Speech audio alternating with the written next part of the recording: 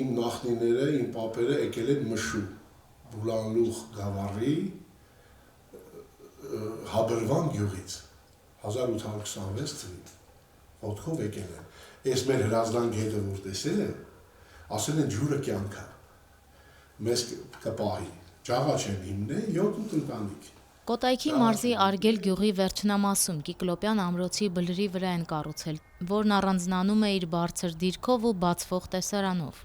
Արտաշեսի նախնիները սերնդեսերունդ ծառայել են եկեղեցում, գերդաստանում եղել են քահանաներ, սարկավագներ, դպիրներ։ Գաղթի տարիներին նրանք առաջին հերթին եկեղեցու ձեռագիր մատյանները, կտակարանները, շարակնոցներն են փրկել։ Այսօր Արտաշեսն այդ ձեռագրերը պահում է աչքի լույսի պես, դրանք Ամիրյանների գերդաստանի պատմության վկաներն են։ Այս գիրքը 250 տարվա պատմություն ունի, անասունի քաշվից ավետարանն է, կտակարան, իմ պապաս մեր կտակարանն է այս։ Եվ ստեղ ունենք տարբեր գրքեր, այս գիրքը օրինակ իմ պապիկը հիշում եմ, որ հիվանդին բերում էին, կարդում էր գլխին, կամ իր հագուստի վրա, տանում հագցնում էին, բուժիչ գիրք է, այս է շատ հին գիրք է։ Ես երաս տեսա, համ հասկացա երասը, համ ոնց որ մեկը իմ հետ խոսեր։ Ասեց ձեր տան սրբերը քիչ բերնի փոշու մեջ են։ Խիչ եք բերում մաքրում լուսավոր տեղ դնում։ Ես հելա կնոջս ասեցի, ուր է մեր գրքերը պապիկի։ Արկղի մեջ այդ հին տներում է, մի անկյուն։ Ասեցի շուտ գնացեք գտեք, հələ բերեք այդ արկղը։ Մաքրեցի, այս վերանորոգման ժամանակ այդ որ լուսավոր են, ինձ թելադրել են, որ լուսավոր, այս մեծ լուսամուտը եւ այս անկյունը սարքել եմ, այս գրքերը մաքրել, դրել եմ, այդ երազի, այդ մեկի թելադրանքով եմ արել։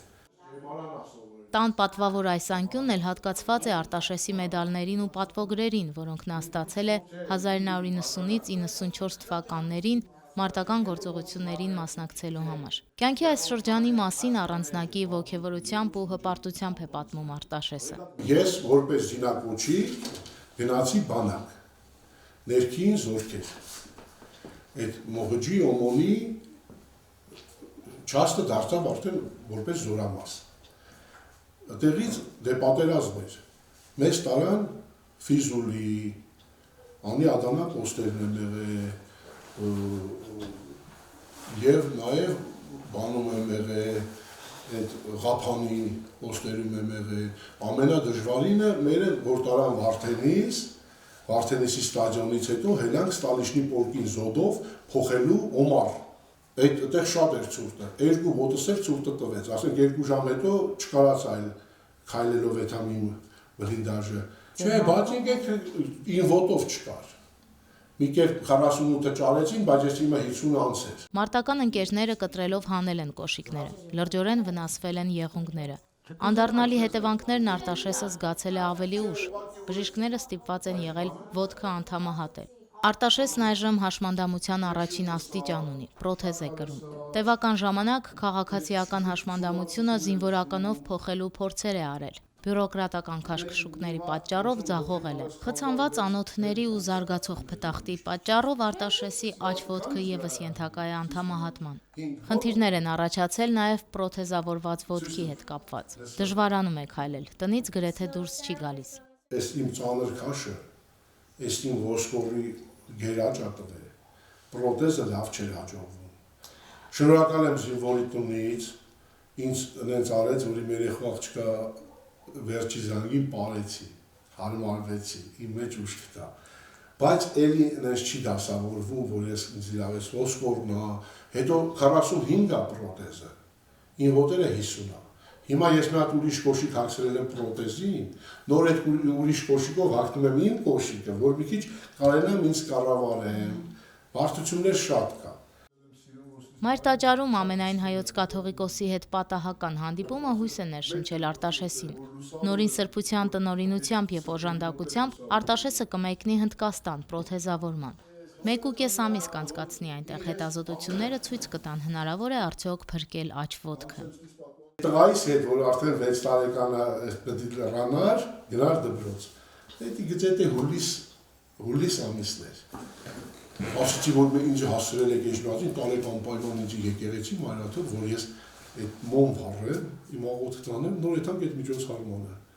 Ասեցի նա Սարգիս ջան, մայրաթոռում քո ձենը ավելի մոտ կլինի Աստծուն, էլի, ասում է ձայնը բազմած ականջն Աստծո։ Պապիկն ասում էր հայոց առաքելական եկեղեցու ծառան հավատացյալը պետքա համբարձին իմանա։ Իդի շատ հինավուրդ կա։ Հայ մերը մանկապարտեզի սաններ գիտի, բայց համբարձին յուրաքանչյուր հայ հավատացյալ առաքելական պետք է համբարձի ասի։ Սարգիսս բարձր այդ ասում է հայմերից հետո։ Ու մեր ամենայն հայոց Կաթողիկոսը, Գարեգին II-ը, մեր հայրապետը, մեր վեհափառը, ես չէի տեսի կյանքում, նկարով, հեռուստացույցով, ոնց զուգադիպեց եկավ տաճարը, որտեղ որ մենք աղոթք ենք անում, մոմ ենք վառում։ Այդ երեխու աղոթքը իրան ոնց որ բերեց դեպի երեխեն, այդ ձենը։ Օրհնեց գլուխը ասեց շատ լավ աստվածատուր բալիկա, հա, քանի տարեկան է, ոնց, ասեցի, հələ դպրոց 6 չի լրացել, պետք է գնա այս տարի դպրոց։ Ասեց լավ, հետևեք իր ուսումը, ինքը աստվածատուր բալիկա, որ գա ճեմարանում սովորի, ինքը բարձրագույն կսովորի եւ այդ իր ժողովրդին մեզ բոլորիս ասեց, էսի են մեր Հիսուսի Աստծու ասած Են պուջուր կորեկի հատ, մաքուր ծորենի հատ հավատքն է, մաքուր հավատքն է, որ սարեր շուտ կտա։ Ես բոլորն ասում են, ժամին չի եղել, որ վեհափառը գա այդ ժամին այդտեղ։ Ես ինչ է, ասեց իմը չգիտեմ, բայց Սարգիսի գալը ասալից է, բարձյալից է, վերևից է, պատահական չի եկե Սարգիսը, այդ ծորենի մաքուր հատն է։ Իմ վիճակը տենալով, ես իր աշկերից զգացի, որ մեծ ցայր ցավ ապրեց, են իրոք հոր ծնողի ցավ ապրեց, որ ես այս վիճակ ունեմ, կարգադրեց, որ իմ տվյալները վերցնեն։ Երջանիկ պատահականությունների չի հավատում Արտաշեսը։ Հայոց հայրապետին հանդիպելը, ասում է, Աստծո ողորմածություն էր։ Կնոջ հետ է մեկնում Հնդկաստան։ Հուսով է հունվարին, երբ վերադառնա տուն, կկարողանա առանց ձեռնափայտի, ավելի հարմարավետ ու որակյալ պրոթեզներով քայլել, զբաղվել առօրյա գործերով ու պիտանի լինել ընտանիքին։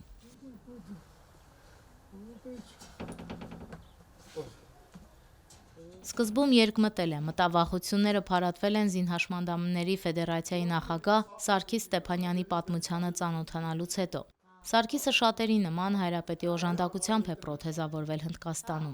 2020 թվականից ի վեր Արցախյան պատերազմի հետևանքով վնասվածքներ ստացած տասնյակ զինվորականներ Գարեգին II ամենայն հայոց հայրապետի անմիջական օժանդակությամբ բուժվում եւ պրոթեզավորվում են արտասահմանի լավագույն բուժհաստատություններում, վերականգնում կյանքի որակը։ Անուշ Առաքելյան, Հարություն Տոլանյան, Եկեղեցական կյանք։